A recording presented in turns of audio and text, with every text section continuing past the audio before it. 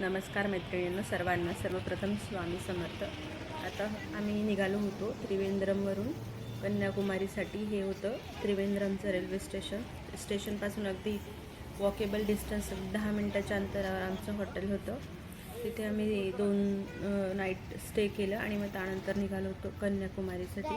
कन्याकुमारीला जाण्यासाठी आम्ही ट्रेनचं तिकीट बुक केलेलं होतं. तर तशा पद्धतीने मग आम्ही ट्रेनच्या टाईमनुसार निघालो होतो.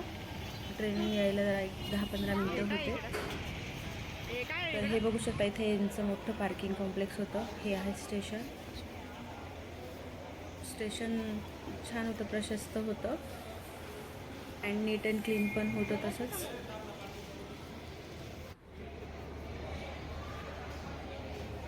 तर बघू शकता इथे तुम्ही हे स्टेशन.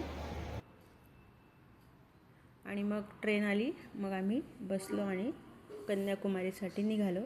तर कन्याकुमारीला आल्यानंतर इथे आम्हाला तिरुवल्लर स्टॅच्यूसाठी जायचं होतं. त्यासाठी मग तिकीट काढायचं होतं. ही तिकिटासाठी लाईन होती. इथून तिकीट घेऊन पुन्हा बोटवर बसायचं होतं. बसवरून पुन्हा बोटवरून पुन्हा तिकडे ही एक लाईन होती. तर अशा पद्धतीने हे बोटवर जाण्यासाठी आम्ही निघालो होतो. ते बघू शकताय समुद्राचं पाणी अगदी निळशार दिसत होतं. तेव्हा आठवत होतं की ब्ल्यू हे पाणी खरंच खूप सुंदर दृश्य होतं. अगदी डोळ्यांना आनंद देऊन गेलं आणि मनालाही तितकाच आनंद देत होतं. बघू शकताय समुद्राचं पाणी अगदी निळशार छान असं दिसत होतं. बघू शकताय तुम्ही, अगदी ब्ल्यू आपला समुद्र निळाशार आपल्याला दिसतोय आणि डोळ्यांचे पारणे फिटल्यासारखे मला वाटले. आता इथे आलो वरती, बोटवरून उतरलो आणि मग इथे वरती आलेलो आहोत. इथे चप्पल वगैरेच ठेवले आणि इथे होतं हे जे मंदिर दिसतं, इथे स्वामी विवेकानंदांचा स्टॅच्यू होता. तर ते तिथे अलाउड नव्हतं आत मंदिरात मोबाईल. सो बाहेरूनच मी दाखवलेला आहे. बघू शकताय, खूप छान वाटत होतं. आम्ही तिथे बराच 1 तास टाईम स्पेंड केला. छान बसलो निवांत. खूप वारा होता, विंडी होतं आणि लाटांचा तो आवाज खूप असं छान वाटत होतं आम्हाला. इथे हे बघू शकता, विवेकानंदांचा स्टॅच्यू होता. आत जाऊन फोटो काढण्यास अगदीच मनाई होती. व्हिडिओ वगैरे करण्यास पण म्हणायचं होती. तर मोबाईल अगदी बॅगेतच होता, त्यामुळे बाकीचं काही जास्त शूट केलं नाही. अशा पद्धतीने स्टॅच्यू बघितला आणि हा नव्यानेच तयार झालेला आहे ग्लास ब्रिज. तिरुवल्लर स्टॅच्यूला कनेक्ट करण्यासाठी हा ग्लास ब्रिज त्यांनी बनवलेला आहे. बघू शकता, हे पण अगदीच नवीन होतं आपल्यासाठी, सगळ्यांसाठीच नवीन आहे. कोणी बघितलं असेल माहीत नाही, पण मी तर फर्स्ट टाईमच बघितलं. अगदी असं वाटत होतं की आपण समुद्रावरूनच अगदी चालत आहोत असं वाटत होतं आणि अगदी थोडंसं मनात कुठेतरी भीतीही वाटत होती. पण छान होता ब्रिज, मस्त होता बनवलेला. सगळ्यांचं आकर्षण होतं, ते सगळ्यांसाठीच आकर्षणाचा बिंदू ते ठरलेलं होतं. बघू शकताय तुम्ही, हे काचेतून पाणी दिसत आहे आपल्याला खालचं. बघू शकताय की अशा पद्धतीने लाटा दिसत होत्या आणि आपल्याला समुद्रावरून चालण्याचा एक अनुभव मिळाला. छान होतं एकंदरीत. मला तर खूप जास्त ही ट्रिप आवडली. आम्ही सगळ्यांनी खूप एन्जॉय केलं आणि त्याच आठवणी काही आपण अशा साठवून ठेवत असतो. म्हणून मग मी हे यूट्यूबला टाकलं तर कसं ह्या व्हिडिओजद्वारे ह्या सगळ्या मेमरीज माझ्या डिलीट होणार नाहीत. अशा पद्धतीने बघू शकताय, हा ग्लास ब्रिज संपला आणि मग इथे स्टॅच्यूजकडे जाण्यासाठी आहे आपल्याला इथून स्टेप्स दिलेल्या आहेत. तिथून आत जायचं आणि मग हे बघू शकता, इथे स्टेप्सवरून आत जायचं. तिरुवल्लर स्टॅच्यू इकडे जायचं. इथे 2-3 असे वळण होते, तिथून जायचे होते वरती.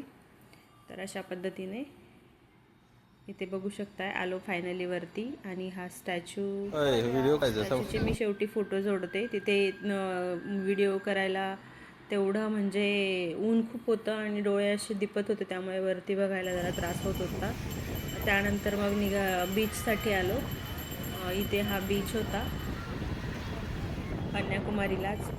मस्त खूप छान वातावरण होतं. लाटांचा तो खळखळाट मोठा असा आवाज होत होता आणि ते पाणी थंडगार असं पाणी बघू शकताय. मुलं किती एन्जॉय करतायत. मीही थोडीशी गेलेले पाण्यात, जास्त नाही, पण छान मस्त मुलांनी एन्जॉय केला. कन्याकुमारीचा बीचही दिवसा होता, त्यामुळे त्यांना बराच वेळ तिथेही टाईम स्पेंड करता आला. तर बघू शकता अशा पद्धतीने त्यांचं सगळं काही चाललेलं होतं. हां, तर असा हा बीच. इथे आम्ही बसून मग थोडा वेळ शांत बसून मुलांना हे करत होतो. मुलं मस्त एन्जॉय करत होते. बघू शकता इथे आता समुद्राचं पाणी दिसतंय तुम्हाला. अगदी निळशार असा समुद्र आपल्याला दिसतोय. अशा पद्धतीने हा होता बीच. आणि मग त्यानंतर बाजूलाच हे जवळजवळ अगदी 10-10 मिनटाच्या अंतरावर वॉकेबल डिस्टन्सवर सगळं होतं.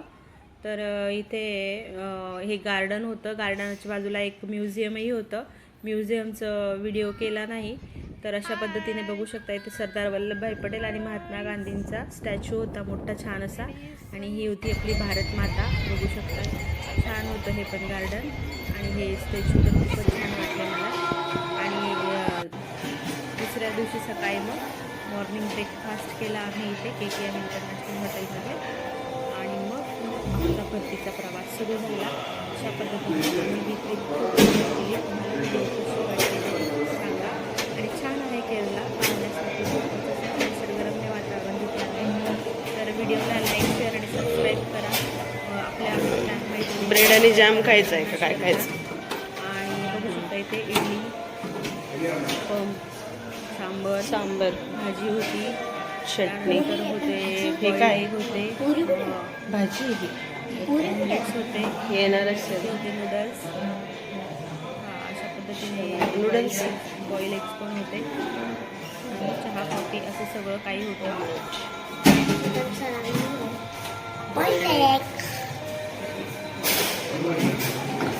आणि इथे होता हा केशरी शिरा.